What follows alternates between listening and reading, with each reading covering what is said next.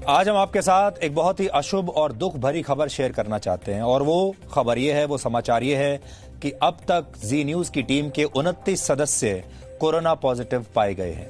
Corona virus के दौर में मीडिया को जरूरी सेवाओं में रखा गया है और इस दौरान काम करना ऐसा ही है जैसे आप फ्रंट लाइन पर काम कर रहे हो। आपको याद होगा, हमने शुक्रवार को आपको जी न्यूज की टीम के उस सदस्य के बारे में बताया था जिसका टेस्ट उस दिन पॉजिटिव आया था और आज हमारे 28 साथी इसके अलावा और भी संक्रमित पाए गए हैं। जी मीडिया में करीब 2,500 लोग काम करते हैं और इसीलिए जी मीडिया देश का सबसे बड़ा मीडिया हाउस है। 2,500 लोग यहां पर काम करते हैं, यानी कुल मिलाकर हमारी टीम के 29 लोग अब तक संक्रमित हो चुके हैं और जी न्यूज मीडिया इंडस्ट्री का सबसे बड़ा एम्प्लॉयर है और हमारे लिए एक एक एम्प्लॉय की जान बहुत कीमती है। आज हमारे 28 साथियों का कोरोना पॉजिटिव पाया जाना हमारे लिए बहुत दुख का विषय है, इसलिए आप इन सब लोगों के लिए दुआ कीजिए। हम चाहते हैं कि आज आप इनके लिए दुआ कीजिए, आप इन्हें शुभकामनाएं भेजिए।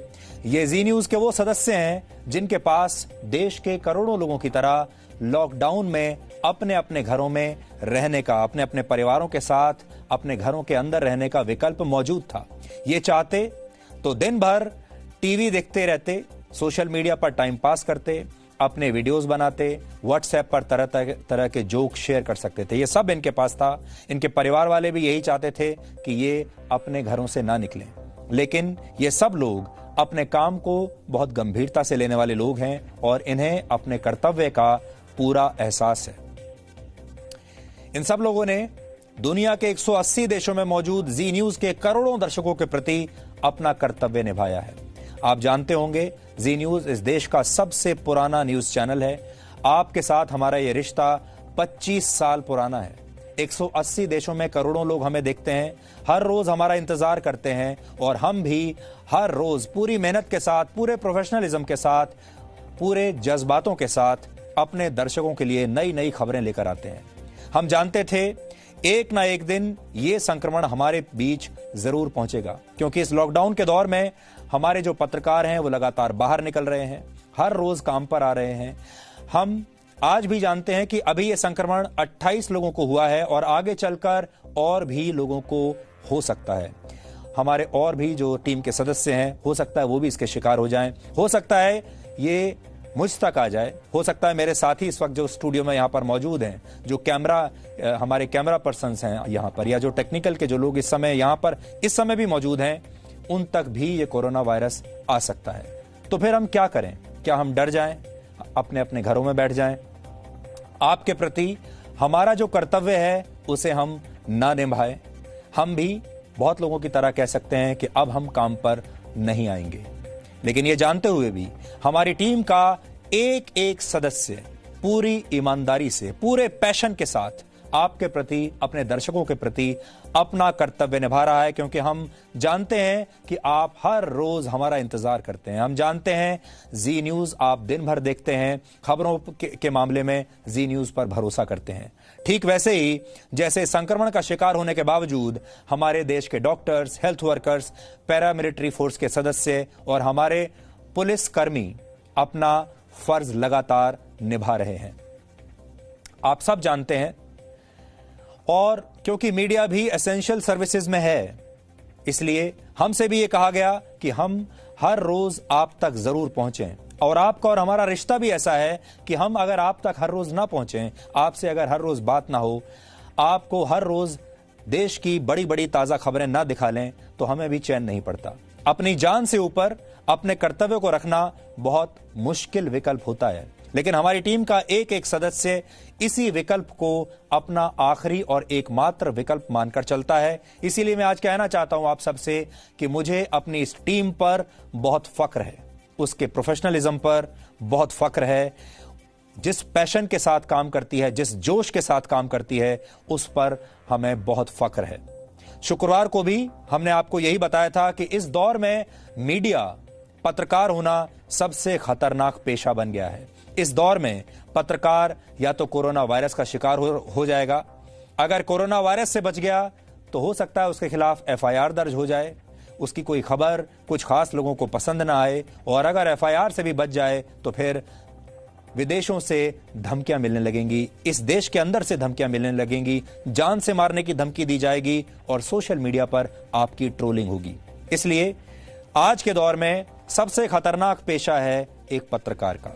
फिर भी जी न्यूज की टीम का एक एक सदस्य, हमारी 2500 लोगों की टीम का एक एक सदस्य पूरे जोश के साथ, पूरी खुशी के साथ, स्वेच्छा से इन सारी चुनौतियों को स्वीकार करता है, ये जानते हुए कि वो अपने घर से बाहर निकलकर अपनी जान खतरे में डाल रहा है, फिर भी हर रोज दफ्तर आता है, आपके लिए खबरें तैयार करता है, ये जानते हुए कि अगर उसे ये संक्रमण हुआ तो उसका परिवार भी खतरे में आ जाएगा, तब भी अपना काम नहीं छोड़ता। इसलिए आपको न सिर्फ हमारे इन जी वॉरियर्स को सलाम करना चाहिए, बल्कि आज मैं उन सब के परिवारों को भी सलाम करता हूं, सल्यूट करता हूं।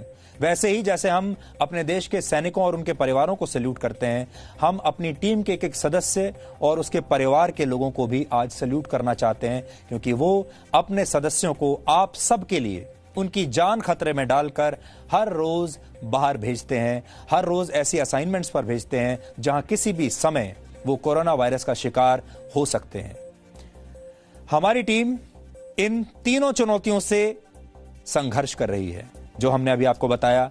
कोरोना वायरस से भी बचना है, एफआईआर से भी बचना है और धमकियों से भी अपनी जान बचानी है। लेकिन हमारी टीम के सभी सदस्य जी वॉरियर्स हैं। आज हमने इन्हें एक नाम दिया है, वो है जी वॉरियर्स, और हम किसी भी हालात से डरने वाले नहीं हैं। हमने ये खतरा आपके लिए, अपने दर्शकों के लिए मोल लिया है, इसलिए हमें आपका और कुछ नहीं चाहिए, आपसे सिर्फ आपका साथ चाहिए और हमारे साथ रहिए, बस ये चाहते हैं। हमारी टीम के लिए दुआएं कीजिए, अपनी शुभकामनाएं हमारी टीम के लोगों को भेजिए। अब अलग अलग अस्पतालों में हैं, अपना इलाज करा रहे हैं, इस समय आपको देख रहे होंगे, इस समय आपको सुन रहे होंगे, और जो लोग टीवी नहीं देख रहे होंगे तो कम से कम सोशल मीडिया तो जरूर चेक कर रहे होंगे। और जब आपके संदेश उन्हें मिलेंगे जी वॉरियर्स के नाम से, तो यकीन मानिए उनकी आधी बीमारी तो ऐसे ही ठीक हो जाएगी। इसलिए इनके जोश को और बढ़ाइए, इनके जोश को ठंडा मत होने दीजिए और इन सब लोगों को इस बात का एहसास कराइए कि आप सब, करोड़ों लोग इस देश के,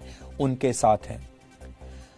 हमने आपको पहले भी बताया था, जी मीडिया सबसे बड़ा मीडिया हाउस है, 2500 लोग यहां काम करते हैं। इसलिए जो लोग संक्रमण का शिकार हुए हैं, उनकी संख्या भी हमारे जैसी ऑर्गेनाइजेशंस में ज्यादा होती है, क्योंकि ज्यादा लोग काम करते हैं और हमने बड़ी संख्या में अपने लोगों के टेस्ट कराए।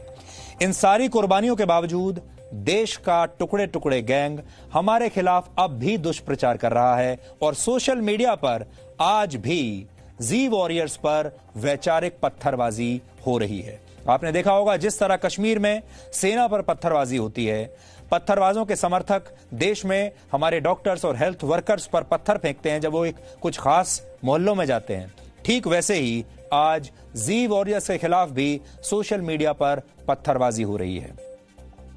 बहुत सारे लोग ऐसे हैं आज जो इस बात से बहुत खुश हैं, बहुत सारे लोग तालियां बजा रहे हैं, बहुत सारे लोग जश्न मना रहे हैं, बहुत सारे लोग मन ही मन कह रहे हैं बहुत अच्छा हुआ कि इनके साथ ऐसा हुआ। ऐसे हैं लोग, लगातार सोशल मीडिया पर हमें लिख भी रहे हैं। अंदर अंदर बहुत सारे लोग आज खुश तो बहुत होंगे। जी न्यूज की टीम हमेशा सच्ची रिपोर्टिंग करती है और यह पत्थरबाजी इसी सच्ची रिपोर्टिंग का इनाम है। लेकिन हम इन पत्थरबाजों को आज ये साफ कर देना चाहते हैं कि हम किसी भी स्थिति से डरेंगे नहीं। हम अपनी टीम के सदस्यों का ख्याल रखना भी जानते हैं और ऐसे पत्थरबाजों को जवाब देना भी जानते हैं। किसी दूसरे की हार में अपनी जीत देखना, किसी दूसरे के दुख में अपनी खुशी देखना, ये इन लोगों की सबसे खास बात है। हमारे फौज का जब कोई जवान किसी एनकाउंटर में मारा जाता है, तब ये लोग खुशियां मनाते हैं, हम जानते हैं। हमारी टीम, हमारे फौजी जब पाकिस्तान में घुसकर सर्जिकल स्ट्राइक करते हैं, बालाकोट पर स्ट्राइक करते हैं, तो ये लोग उस पर शक जताते हैं। हमारे जो 29 लोग आज संक्रमित हुए हैं, ये उनकी बहुत बड़ी कुर्बानी है। उनके बारे में जानकर भी ये लोग आज खुशियां मना रहे हैं और उस पर भी राजनीति कर रहे हैं। इन लोगों ने सोशल मीडिया पर जी वॉरियर्स को शुभकामनाएं नहीं भेजी, उनके जल्द स्वस्थ होने की कामना नहीं की, बल्कि ये सवाल पूछा। सबसे ज्यादा सवाल जानते हैं आज क्या पूछा जा रहा है? वो ये, जी न्यूज का दफ्तर सील कब होगा, जी न्यूज बंद कब होगा। इन सारे लोगों की दिलचस्पी इसमें है। जब हमने खुद औपचारिक रूप से इस बात की घोषणा की सोशल मीडिया पर सबको बताया कि हमारे 29 साथी कोरोना पॉजिटिव पाए गए हैं, तो सबसे ज्यादा इन लोगों की तरफ से जो ट्वीट्स आए, जो संदेश आए, वो ये थे कि हमारा दफ्तर सील कब होगा। अब आप अंदाजा लगा लीजिए, इन सब लोगों को सबसे ज्यादा चिंता इस बात की है कि हमारा सिस्टम काम करना कब बंद करेगा, हमारा ऑफिस कब सील होगा। ऐसे लोगों की तसल्ली के लिए हम आज बता देते हैं कि जी न्यूज का हेडक्वार्टर सील हो चुका है, हमारा न्यूज रूम सील हो चुका है, हमारा स्टूडियो सील हो चुका है, हमारे 29 लोग अस्पतालों में हैं और हम आज एक वैकल्पिक व्यवस्था के तहत आपके लिए यह प्रसारण कर रहे हैं। आज हमारे पास टेक्नोलॉजी नहीं है, हमारे पास लोग नहीं है, हमारे पास ठीक से अच्छा काम करने वाला स्टूडियो नहीं है, लेकिन हमारे पास जो है वो है हमारा जज्बा, हमारे पास जो है वो है हमारा जोश, और हमारे पास जो है वो है आपके और हमारे रिश्ते की ताकत। और वो ताकत इतनी मजबूत है कि जी न्यूज का ये प्रसारण कभी भी रुकेगा नहीं। आज 25 साल से ज्यादा हो चुके हैं। आपको याद होगा जब सबसे पहले जी न्यूज ने इस देश में लोगों को प्राइवेट न्यूज दिखाई थी, प्राइवेट न्यूज चैनल बनाया था, तब से लेकर अब तक 25 साल से ज्यादा समय हो चुका है। एक दिन, एक मिनट, एक घंटा, एक सेकंड के लिए भी जी न्यूज कभी रुका नहीं।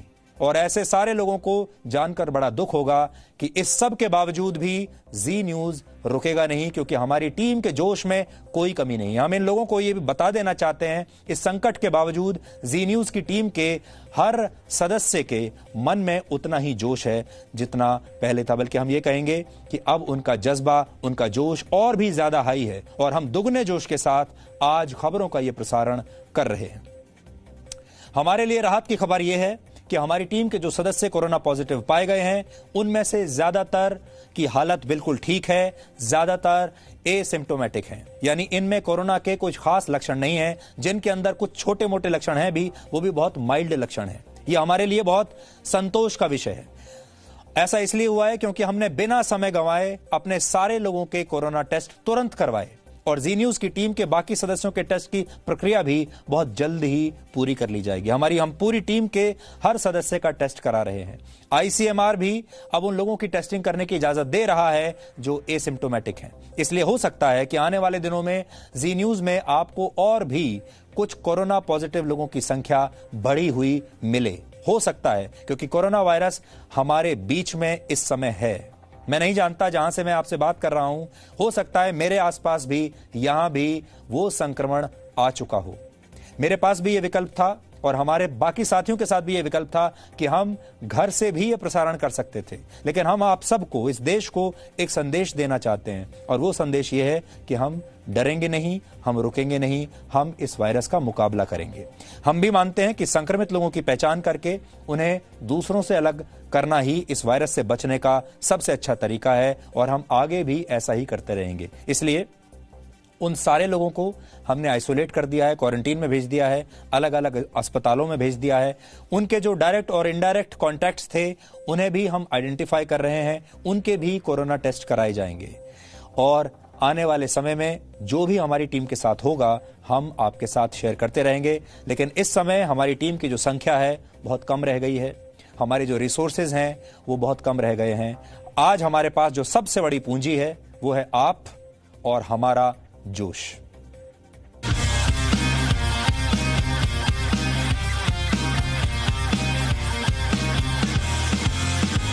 इरादे हैं, वादे हैं, राहें अपनी चुनेंगे हम, झुकना नहीं, रुकना नहीं, रहेंगे आगे हरदम, है जुनून भरे परवाज़ हम, बदलते वक्त की आवाज़ हम, बेखौफ हम, बेबाक हम, बदलते वक्त की आवाज़ हम, बेखौफ हम, बेबाक हम, बदलते वक्त की आवाज़ हम। और जैसा हमने वादा किया था कि आज हमारे साथ केंद्रीय मंत्री श्रीमती स्मृति ईरानी हमारे साथ जुड़ेंगी, हमारी खास मेहमान होंगी और आज हम उनसे जो बात करने वाले हैं वो ये है कि कोविड-19 पर जो राजनीति इस देश में अभी चल रही है, उस राजनीति का सामना बहुत सारे लोगों को करना पड़ता है, उस पर हम बात करेंगे। स्मृति जी, आपका बहुत बहुत स्वागत है जी न्यूज पर। धन्यवाद सुधीर जी।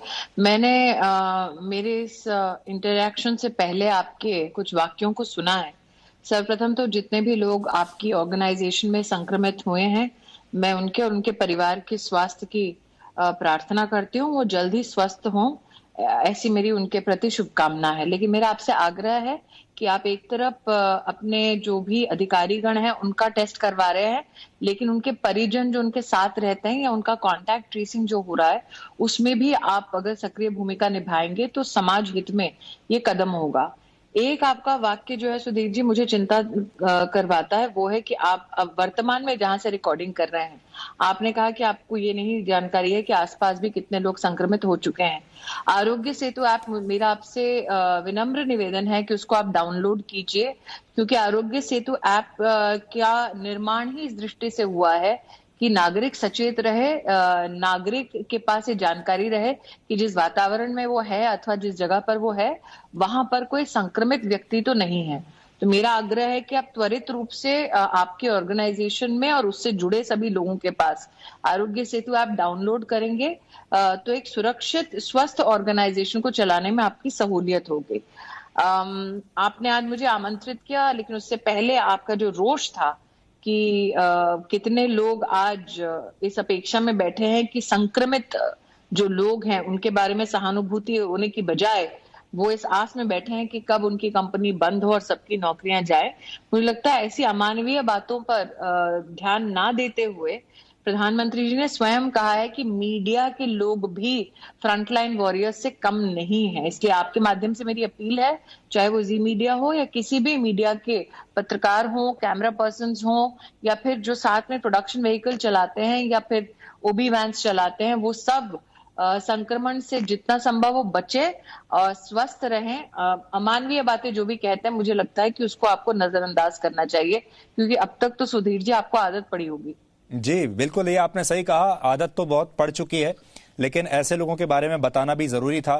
स्मृति जी, आज आप हमारे साथ जिस विषय पर बात करने के लिए हैं वो भी लगभग इससे मिलता जुलता ही है, और वो ये है कि इस देश में अगर कोविड-19 के मुद्दे पर भी अगर राजनीति हो सकती है तो फिर ऐसा कौन सा मुद्दा होगा जिस पर सारे दल एक साथ आ सकें। आपसे हम ये जानना चाहते हैं कि अभी जो राजनीति चल रही है, अब मैं देख रहा हूं चारों तरफ प्रवासी मजदूरों का, श्रमिकों का मुद्दा है, लोग फोटो खिंचवा रहे हैं, नेता जा जाकर फोटो ऑप्स की जा रही हैं, उन्हें भड़काया जा रहा है। ये बात कितनी सही है कि इस मीडिया हाउसेज हैं जी जो श्रमिक के पैदल चलने की और उसकी इस हालत की फोटो खींच के 20,000 रुपए में भी प्रति फोटो बेच रहे हैं। तो क्यों आप राजनेताओं पर ही दोष लगा रहे हैं या उन पे दोष लगा रहे हैं जो राजनीति कर रहे हैं? वो भी उतने ही गुनहगार हैं जो ऐसे श्रमिकों की फोटो लेकर, मैं तो स्तब्ध हूं जब मैंने एक न्यूज रिपोर्ट देखी, 8,000 से लेकर 20,000 रुपया कमाया जा रहा है रास्ते पे चलते एक श्रमिक की फोटो लेकर। तो कहीं ना कहीं हाँ, ऐसी परिस्थितियां अमानवीय बातों को उजागर करती हैं, लेकिन अब तक प्रभु का कहीं ना कहीं तो आशीर्वाद रहा इस देश पर कि प्रशासन, चाहे केंद्र हो राज्य हो, जितना संभव है वो सब समन्वय से काम तो कर ही रहे हैं। निश्चित रूप से कुछ राज्य हैं जो अपनी राजनीति अथवा प्रधानमंत्री पर कटाक्ष करने के लिए विवश इतने हैं कि वो मानव ये चुनौती शायद नजरअंदाज करते हैं, लेकिन कहीं ना कहीं जनता भी तो ये देख रही है। जी, आपका अभी तक का अनुभव कैसा है? आप अब हम देखिए लॉकडाउन 4 में पहुंच गए हैं, चौथा लॉकडाउन है, अभी तक आप कैसा इस लड़ाई में हमारी सरकार ने जो काम किया है उसको लेकर आप कितनी संतुष्ट हैं? क्या आपको ऐसा लगता है कि आपने सब कुछ पहले से रणनीति जब बनाई थी फैक्टर इन कर लिया था, या आपको बीच बीच में सरप्राइजेस मिले? देखिए, इवॉल्विंग चैलेंज है ये। चैलेंज कोई लॉग बुक लेकर नहीं आया है कि आज ये करना है, कल वो करना है, परसों ये करना है। और ये इवॉल्विंग चैलेंज इसलिए है क्योंकि 130 करोड़ से ज्यादा की संख्या क्या ये देश है, और फेडरल स्ट्रक्चर में कहीं ना कहीं एक तरफ प्रधानमंत्री जी अपनी जिम्मेदारी का निर्वाह कर रहे हैं, MHA अपनी ओर से गाइडलाइन जारी कर रहा है, प्रधानमंत्री जी राज्य के मुख्यमंत्रियों के साथ चर्चा करें, लेकिन हमारे यहाँ पर जो प्रशासनिक कहीं ना कहीं ढांचा है उसमें विलेज लेवल पर अथवा जिला स्तर पर कलेक्टर और SP के संदर्भ में भी प्रशासनिक ढांचे में हम लोग पावर को डेवल्यूट होते देख रहे हैं। तो मुझे ऐसा लगता है कि आज विशेषतः जो चुनौती आप जिसका उल्लेख कर रहे हैं, माइग्रेंट लेबर वाला, उसमें बार बार प्रधानमंत्री जी की अपील पर कई मुख्यमंत्रियों ने बहुत सार्थक भूमिका निभाई है। रेल मंत्रालय ने श्रमिक ट्रेनों के माध्यम से कम यातायात की सुविधा की है। यातायात के संदर्भ में 85% का खर्चा देश की सरकार रेल मंत्रालय के माध्यम से उठा रही है। 15% राज्य उठा रहे हैं। कई राज्य जो शॉर्ट डिस्टेंसेस पे लोगों को लेकर आ रहे हैं वो बसेस के माध्यम से ला रहे हैं। जहां तक कि प्रधानमंत्री गरीब कल्याण योजना की बात है, तो जब आप कहते हैं आपने फैक्टर इन किया कि नहीं, जैसे ही लॉकडाउन घोषित हुआ प्रधानमंत्री जी ने विशेष राशन की व्यवस्थाएं करवाई गरीब परिवारों के लिए। 80 करोड़ नागरिकों तक राशन पहुंचाना मात्र 3 महीने नहीं, लेकिन वित्त मंत्री ने आगामी 2 महीने की भी उसमें घोषणा की है। 20 करोड़ महिलाओं के जनधन खाते में पैसा पहुंचाना निरंतर 3 महीने। उज्ज्वला योजना के माध्यम से गैस का सिलेंडर मुफ्त देना। तो ये रोजमर्रा की जो गरीब की जरूरत है। मैं तो इतना भी ऐड करूंगी कि अगर आप ट्रांसफर करते हैं एक महिला के बैंक खाते में पैसा, तो वो जाकर कतार ना लगाए कहीं पर बैंक के सामने। तो ग्रामीण डाक के हमारे जितने भी हमारे ऑफिसर्स हैं, वो लोग गांव-गांव जाकर उनकी मदद कर रहे हैं कि आप वहीं पर बिना कतार लगाए बैंक के बाहर, वहीं पर डाक सेवा या फिर जो अपने बैंक मित्र हैं उनके माध्यम से ये सारी सहायता लें। अब इतने बड़े देश में ग्रामीण अंचल तक भी जब सरकारें पहुंच रही हैं, तो कहीं ना कहीं तो इस बात को स्वीकार करना पड़ेगा कि प्रदेश, केंद्र और अपना जिला स्तर का प्रशासन जो है वो समन्वय से भरसक प्रयास कर रहा है। जी, एक सवाल मैं आपसे पूछना चाहता हूं, जब लॉकडाउन हुआ, जब प्रधानमंत्री ने इसकी घोषणा की और कहा कि जो जहां है वहीं रहे, और उसके अगले दिन से ही बड़ी संख्या में, लाखों की संख्या में मजदूर बाहर निकलने लगते हैं। 3-4 दिन के अंदर स्थिति ऐसी आ जाती है कि लाखों लोग इकट्ठा होना शुरू हो जाते हैं। क्या आपने कल्पना की थी कि इस ऐलान के बाद इतने सारे लोग अपने शहरों से गांवों की तरफ जाने लगेंगे? आपने ऐसा सोचा था? और क्या आपको ऐसा भी लगता है कि इन लोगों को समय पर रोका नहीं गया? देखिए, मैं प्रधानमंत्री जी की ओर से तो बोलने में सक्षम इसलिए नहीं हूं क्योंकि आप ये चाहते हैं कि मैं काल्पनिक अवस्था में अपने आप को ढालूं। लेकिन ये निश्चित है कि प्रधानमंत्री जी ने आह्वान राष्ट्रीय स्तर पर टेलीविजन के माध्यम से, मन की बात के माध्यम से निरंतर किया है। लेकिन जब आह्वान किया जाता है तो ये अपेक्षा होती है कि जिस स्थल पर वो व्यक्ति है वहां का स्थानीय प्रशासन इस संदर्भ में अपने आप कोई कदम उठाए। लेकिन सुधीर जी, आप इस बात को भी नकार नहीं सकते कि कुछ लोगों ने अपनी राजनीति चमकाने के लिए लोगों को इकट्ठा किया।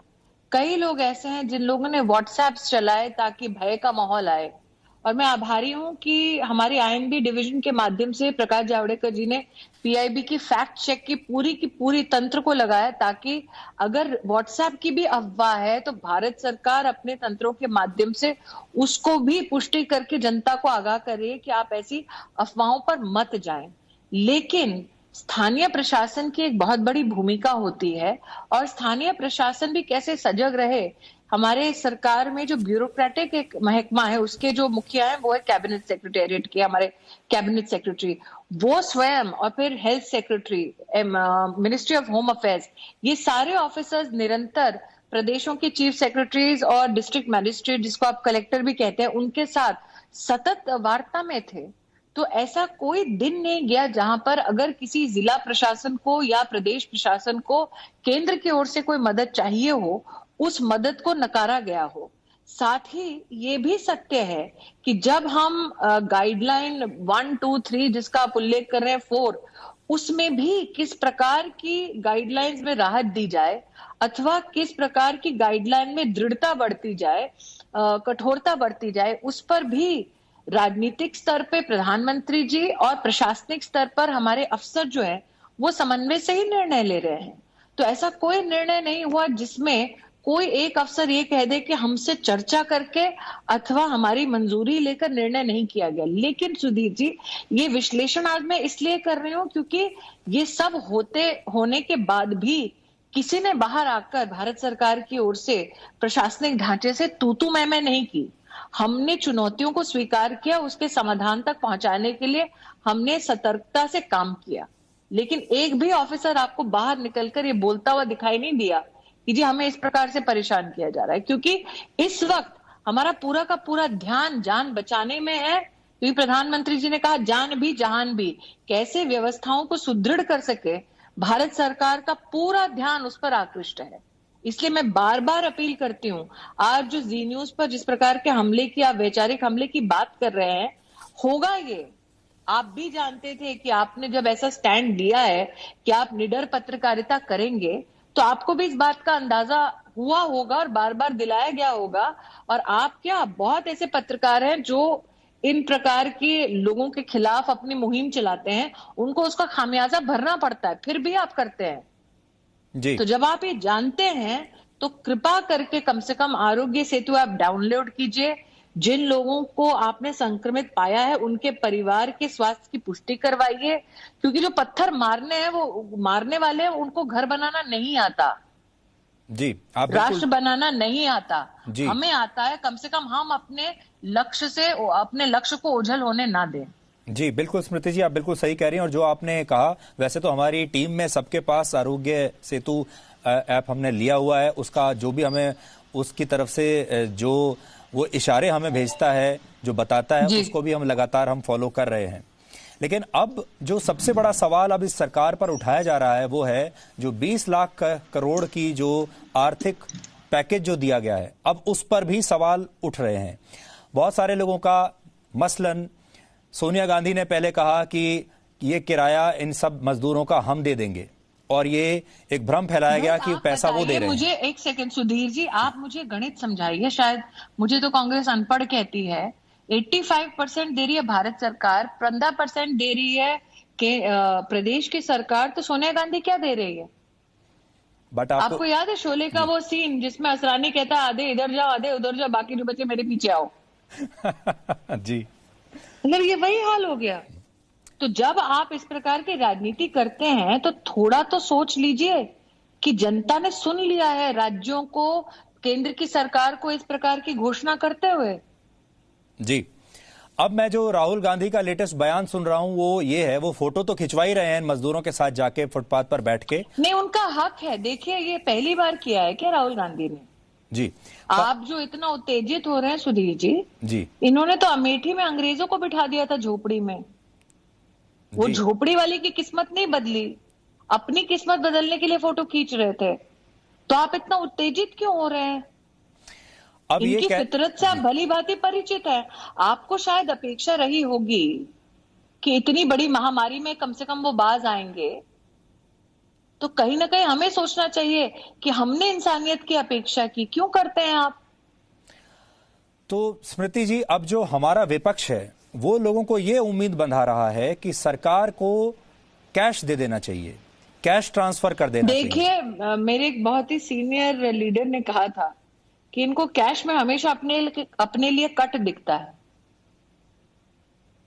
इन लोगों ने कभी ये नहीं कहा डीबीटी, जनधन योजना, डायरेक्ट कैश ट्रांसफर हो लोगों के खाते में, उसकी कभी व्यवस्था नहीं की। ये व्यवस्था नरेंद्र मोदी जी ने की है, और वो चाहते हैं कि हमेशा लोग उनके सामने हाथ फैलाकर खड़े रहें। नरेंद्र मोदी बात करते हैं आत्मनिर्भरता की, नरेंद्र मोदी बात करते हैं कि चलो चाहे कितनी भी बड़ी चुनौती क्यों ना हो, हम वो राष्ट्र है जो कभी हाथ नहीं फैलाता, वो राष्ट्र खड़ा होता है मजबूती से अपने पैरों पर। मैं उल्लेख अपने ही मंत्रालय के माध्यम से देती हूँ, पीपीई बनाने की एक कंपनी नहीं थी 1 मार्च को, आज 600 कंपनियां हैं लॉकडाउन में। इसका मतलब भारत न सिर्फ आत्मनिर्भर है बल्कि स्वाभिमानी है। आप भारत के स्वाभिमान को अपनी राजनीति के लिए कुचलना चाहते हैं जी। आप नहीं प्रेरित करना चाहते कि लोग इस पर्टिकुलर परिस्थिति में भी हिंदुस्तान के लिए नई अपॉर्चुनिटी तलाशे। अब हम जो बात कर रहे हैं आत्मनिर्भर भारत की और स्वदेशी की, जी।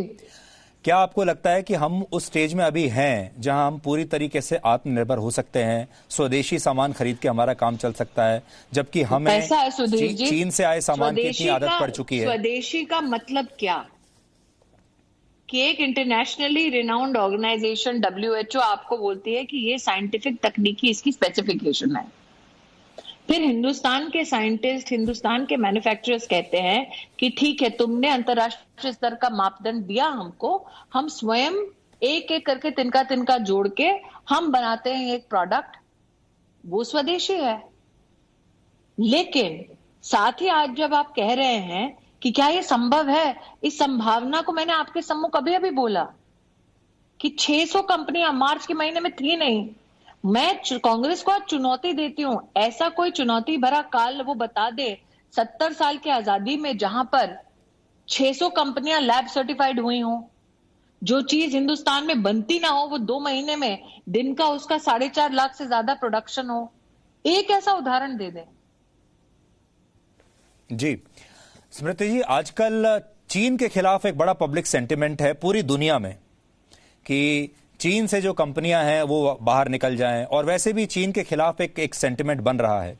क्या आपको ऐसा लगता है कि हम चीन से टक्कर लेने की स्थिति में आज हैं और हम भी कोई स्टैंड लेंगे? बारे में आपको कोई विश्लेषण करना है तो आप राहुल गांधी से बात कर लें, क्योंकि फोटो चीन के साथ वो ज्यादा खिंचाते हैं, उनको ज्यादा पता है। जहां तक कि आप, ये तो मैंने हल्के में कहा है, लेकिन अगर आप गंभीरता से प्रश्न का उत्तर चाहते हैं तो मुझे लगता है सुधीर जी, ये सारे विषय जिनपे एक अंतरराष्ट्रीय बायलैटरल रिलेशनशिप्स का एक इम्पैक्ट होता है, इसके सबसे बेहतर प्रवक्ता होंगे जयशंकर जी, जो हमारे विदेश मंत्री हैं। देखिए, कई बार जब आप एक कॉन्स्टिट्यूशनल पोजीशन में हैं, कुछ चीजें उत्तेजना में बोलने की बजाय आपके राष्ट्र को आज एक बैलेंस डायलॉग की जरूरत है। तो मुझे लगता है कि चीन एंड पोस्ट कोविड अपॉर्चुनिटीज पे अथवा चुनौतियों पर अगर आप अंतरराष्ट्रीय कोई पैमाना चाहते हैं तो जयशंकर जी आपको भली भांति इस संदर्भ में एक बहुत ही रिस्पॉन्सिबल स्टेटमेंट दे सकते हैं। जी, लेकिन आप ही के सहयोगी नितिन गडकरी का मैं बयान सुन रहा था, उन्होंने कहा कि ये जो वायरस है ये तो लैब में बना है। मेरे वरिष्ठ है जी, आपके नितिन जी मेरे सहयोगी नहीं है, मेरे वरिष्ठ हैं। जी जी जी, पर आपके साथ कैबिनेट में बैठते हैं इसलिए मैंने कहा, लेकिन उनका कहना है कि ये वायरस जो है ये मैन मेड है, ये लैब में बना है। सुधीर जी, टिप्पणी पर टिप्पणी करना मुझे लगता है, और वैसे भी एक वरिष्ठ की टिप्पणी पर टिप्पणी करना अशोभनीय होगा। नितिन जी ने पूरा वाक्य क्या कहा है वो मेरी जानकारी में नहीं है, लेकिन नितिन जी जो भी बोलते हैं कभी भी गैर जिम्मेदाराना बात नहीं करते हैं। लेकिन जहां तक कि अंतरराष्ट्रीय रिश्तों की बात है तो जयशंकर जी अधिकृत है आपके साथ वो चर्चा करने के लिए। जी, मैं बस इतना कहूंगी कि आज अगर विश्व के स्तर पर आर्थिक परिस्थिति को देखते हुए हिंदुस्तान कोई उदाहरण दे सकता है, एक पीपीई किट का उदाहरण दिया, दूसरा जो नेजल स्वॉब होता है जिससे टेस्टिंग होती है वो चीन से आता था 17 रुपए का, हम हिंदुस्तान में पूरा का पूरा उसे 2 रुपए से कम में बना रहे हैं। अगर हिंदुस्तान की काबिलियत का कोई उदाहरण देना होता तो हम ये 2 उदाहरण दे सकते हैं कि लॉकडाउन में शायद विश्व में कहीं कोई नई इंडस्ट्री नहीं पनपी होगी, ये संभव सिर्फ भारत में हो पाया है। जी स्मृति जी, आज करोड़ों लोग आपको सुन रहे हैं, आपका विश्लेषण भी जानना चाहते हैं, आपके विचार भी जानना चाहते हैं। अब लोगों को, क्योंकि आपने जैसे भी कहा इसका कोई टेम्पलेट नहीं है पीछे, जो आज जो संकट है, अब आपको भविष्य भारत का खास तौर पर क्या दिखाई दे रहा है? हमारे जीवन शैली में क्या बदलाव आपको दिखाई दे रहे हैं? हमारे वर्क फ्लो में आपको क्या बदलाव दिख रहे हैं? जितने आपके दर्शक देख रहे हैं जी, वो मात्र 1 मिनट की कल्पना करें, अगर आज भारत के प्रधानमंत्री मनमोहन सिंह होते और यूपीए की चेयरपर्सन सोनिया गांधी होती तो क्या हाल होता है हिंदुस्तान का। ये हिंदुस्तान के हर घर में कहीं ना कहीं चर्चा का विषय है। स्वीकारना होगा हमको कि नरेंद्र मोदी जी ने यथाशक्ति जितना भी संभव हुआ भरसक प्रयास किए हैं कि एक मानवीय दृष्टि से सहारा हमारे नागरिकों को मिले, दूसरा भारत की सशक्त कल्पना जिसका आप उल्लेख कर रहे हैं उसके संदर्भ में वित्त मंत्री जी ने कई कदमों पर अपनी घोषणाएं की।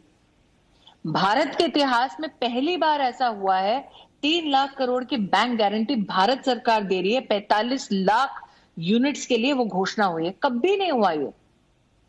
और ये कोई बड़ी बड़ी कंपनियां नहीं है, वो छोटी छोटी इकाइयां हैं, तहसील लेवल तक की चिंता की गई है ताकि छोटे से छोटे अंचल में हम लोगों का संरक्षण कर सके। और इसीलिए जैसे आपने इस अपने पूरे वक्तव्य की शुरुआत में कहा था कि आज हिंदुस्तान को क्या दरकार है कि लोग अपनी छोटी छोटी राजनीतियों के लिए या फिर राजनीतिक मकसद के लिए इस वक्त चुनौती बनकर स्वयं खड़े हो जाएं, या कहें कि इस वक्त देश को जरूरत है कि हम सब अपनी राजनीति छोड़कर राष्ट्र नीति को अपनाएं। तो मैं आपको बस इस बात के लिए आश्वस्त कर सकती हूं कि वित्त मंत्री जी ने कृषि हो, चाहे वो हमारा कुटीर उद्योग हो, सूक्ष्म उद्योग हो, महिला के बचत गट हो, चाहे वो एविएशन हो, चाहे वो कोल हो, चाहे वो डिस्कॉम हो, हर वर्ग के लिए घोषणाएं की हैं और इस विश्वास और इस पूरे की पूरी कड़मत्ता से की है कि इन सारे विषयों पर उनकी तैयारी है। जी। लेकिन वक्त यह है कि हम ओछी राजनीति छोड़कर मिलकर काम करें। आज देश की ये जरूरत है। आप तो जो हमारे देश के जो आम परिवार हैं उनमें आप बहुत लोकप्रिय हैं, और मैंने जिससे भी आज ये पूछा कि आज आप हमारे शो में आने वाली हैं, उनसे क्या पूछें, तो सबने कहा उनसे ये पूछे कि लॉकडाउन कब खत्म होगा और इसके बाद क्या होगा। तो पब्लिक डिमांड पर आपसे सवाल पूछ रहा हूँ कि कब खत्म होगा। जो पब्लिक आपने कहा जी, आपने कहा जिस पब्लिक का इतना विश्वास और आशीर्वाद है मुझ पर कि वो आपसे ये बेधड़क सवाल कर रहे हैं, वो भी जानते हैं कि मैं आउट ऑफ टर्न नहीं बोलूंगी। मेरा सबसे विनम्र निवेदन है, एमएचए ने जो भी गाइडलाइन राज्यों को दी है वो पब्लिकली अवेलेबल है। सुधीर जी, आप काफी एक पॉपुलर शो होस्ट करते हैं, वो गाइडलाइन जैसे जैसे बोली गई है वैसे वैसे आप अपनी स्क्रीन पर दिखा दीजिए। एमएचए ने कई हेल्पलाइंस की घोषणा की है, वो घर घर आप जी का इतना बड़ा परिवार है उसके माध्यम से पहुंचा दीजिए। ये पब्लिक है, सब जानती है। जी जी जी स्मृति जी, लेकिन फिर भी आपको ऐसा लगता है कि कोई टाइम फ्रेम, जैसे पहले हम सोचते थे जब लॉकडाउन 1 हुआ था कि कुछ दिनों की बात है, फिर मुझे एक बात बताएं सुधीर जी, आपने 31 दिसंबर का बहुत बड़ा कार्यक्रम किया था जी, आप क्या सोच रहे थे तब?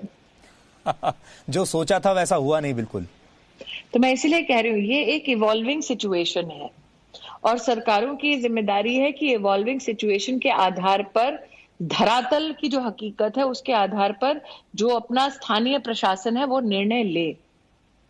प्रधानमंत्री जी और गृह मंत्रालय इस संदर्भ में अपनी घोषणाएं कर चुके हैं जी। उसमें मैं एक इंटरव्यू के माध्यम से अपना ज्ञान बांटूं तो मुझे लगता है कहीं ना कहीं वो प्रधानमंत्री जी के प्रयासों को और इस विषय की गंभीरता को ठेस पहुंचाएगा। जी, आखिरी सवाल मेरा आपसे फिर ये है, क्या आप ऐसा समझती हैं कि इस कोविड-19 के बाद, बहुत सारे लोग तो ऐसा कहते हैं कि प्रधानमंत्री की जो लोकप्रियता है अब और ज्यादा बहुत बढ़ गई है लोगों के बीच में, जो वो कर रहे हैं बहुत अच्छा कर रहे हैं, आपके जो विरोधी हैं वो इसमें भी एक बहुत बड़ा मौका तलाश रहे हैं कि वो आपकी कमियों को बताएं कि आपने जो कुछ किया वो सही नहीं किया। विरोधियों का काम है कमी बताना जी, अगर वो कमी नहीं बताते तो विरोधी कैसे? लेकिन विरोध प्रधानमंत्री जी ने हमेशा कहा, प्रधानमंत्री का विरोध करते करते राष्ट्र का विरोध ना करें, इतना सचेत रहें बस। प्रधानमंत्री जी ने कभी नहीं कहा कि विरोध मत करो। आप तो कितने सताए हो, आप सोचिए प्रधानमंत्री का उन्होंने क्या हश्र किया है। लेकिन फिर भी मतलब एक छोटे से छोटे बच्चे से बुलवा दिया कि आप मोदी को मौत के घाट उतार देंगे, इस हद तक लोग गए हैं जी। लेकिन प्रधानमंत्री जी ने बार बार एक ही आग्रह किया, मेरा विरोध करो, राष्ट्र का विरोध मत करो। इस दौरान आपको ऐसा लगा कि और ज्यादा पोलराइजेशन हुआ है? मुझे नहीं सुधीर जी, आप मुझे सच बताइए, प्रधानमंत्री जी ये सारी जो जद्दोजहद कर रहे हैं वो पॉपुलैरिटी चार्ट्स में बढ़ने के लिए कर रहे हैं क्या? नहीं, बिल्कुल नहीं। राष्ट्र के प्रति उनके मन में जो भावना है, उनका आज जो दायित्व है, उसके चलते वो व्यक्ति पूरी अपनी जान झोंक रहा है सभी राज्यों के साथ कि भाई देश बचा रहे। जी जी स्मृति जी, आपका बहुत बहुत शुक्रिया, आपने इतना समय हमें दिया। जी फिर से मेरा आग्रह है, जितने लोग संक्रमित हैं मेरी उनके प्रति सहानुभूति है, कृपया उनके परिवारों का भी टेस्ट करवाएं, कांटेक्ट ट्रेसिंग कराएं। और सुधीर जी प्लीज, मैं जानती हूं आप बेबाक, बेखौफ, निडर पत्रकार हैं, लेकिन आज टेक्नोलॉजी नाम की भी चीज है, उसका इस्तेमाल करें, क्योंकि जान है तो जहान है। बिल्कुल आपने सही कहा। और स्मृति जी, मैं थोड़ी देर पहले कह रहा था अभी कि पत्रकारिता इस समय सबसे खतरनाक पेशा है। या तो आप कोरोना वायरस, पत्रकारिता हमेशा ही खतरनाक पेशा रहा है जी, या तो आप, कोई नई बात नहीं है, या तो आप कोरोना वायरस से मारे जाएंगे, नहीं तो आपके खिलाफ कहीं एफआईआर हो जाएगी, और नहीं तो फिर कोई धमकी नहीं। लेकिन सुधीर जी ये एक चीज अन्याय है, एफआईआर सिर्फ आपके खिलाफ नहीं हो रही है, भारतीय जनता पार्टी के समर्थकों के खिलाफ भी हो रही है, सिर्फ सच बोलने के लिए। स्मृति जी, तो आप आप छूते नहीं हैं। आप तो INB मिनिस्टर रह चुकी हैं पहले। मैंने ऐसा दौर इससे पहले कभी नहीं देखा कि आपकी कोई खबर किसी को पसंद ना आए और वो लोकतांत्रिक तरीके से नहीं बल्कि कानूनी तरीके से आपके पीछे पड़ जाए। यही तो है राजनीति का कांग्रेसीकरण। तो ये तो बहुत खतरनाक ट्रेंड है। तो जिन लोगों ने वोट किया उनको सोचना चाहिए कि सत्ता का दुरुपयोग कैसे किया जाता है, कि एक पत्रकार को न सिर्फ FIR करो, लेकिन एक और आपके पत्रकार हैं जो अंग्रेजी चैनल में बोलते हैं, उनको 12-12 घंटे बिठाया गया जी। तो उनका संकेत यह है कि कांग्रेस के खिलाफ या फिर देश के हित में बोलोगे तो जेल जाओगे। वो सब जानते हुए भी कर तो रहे हैं ना काम जी, करते रहेंगे आगे। जिसके सर पे भगवान का हाथ है उसका कौन क्या बिगाड़ सकता है। थोड़ी सी कठिनाई होगी, झेल लीजिए सुधीर जी। जी बिल्कुल, वरना बिल्कुल। ना झेल पाते तो आप सुधीर चौधरी नहीं होते। जी नहीं, मैं बहुत प्रसन्नता के साथ और खुशी के साथ झेल रहा हूं और बिल्कुल स्वागत है। खुशी झेलिए जी। सोचिए ना, जो लोग इस अवस्था में हैं कि आधे इधर जाओ आधे इधर जाओ, आप बाकी मेरे पीछे आओ, उनसे क्या डरना। जी स्मृति जी, बहुत बहुत शुक्रिया हमसे बात करने के लिए और हमें इतना समय देने के लिए। धन्यवाद सुधीर जी, नमस्कार। थैंक यू, नमस्कार। तो स्मृति ईरानी से हमारी काफी बातों पर, काफी विषयों पर चर्चा हो रही थी। यहां पर हम 2 मिनट का एक छोटा सा ब्रेक ले रहे हैं और ब्रेक के बाद हम गरीबों पर नाम पर हो रहे पर्यटन, जिसे आप अंग्रेजी में पॉवर्टी टूरिज्म कहते हैं, उसका विश्लेषण करेंगे। गरीबों के नाम पर, प्रवासी श्रमिकों के नाम पर नेताओं को वोट, बुद्धिजीवियों को एजेंडा और न्यूज चैनल्स को TRP मिलती है, लेकिन हमारे देश से गरीबी कभी हटती नहीं। अब आप ये सवाल सोचिएगा इस ब्रेक में कि हमारे देश के नेता दशकों से गरीबी के बारे में बात कर रहे हैं, न्यूज चैनल्स, बुद्धिजीवी, सब लोग गरीबों के बारे में बात कर रहे हैं, उनके हितों के बारे में बात कर रहे हैं, तो फिर गरीबी हटी क्यों नहीं? इस पर हम ब्रेक के बाद बात करेंगे।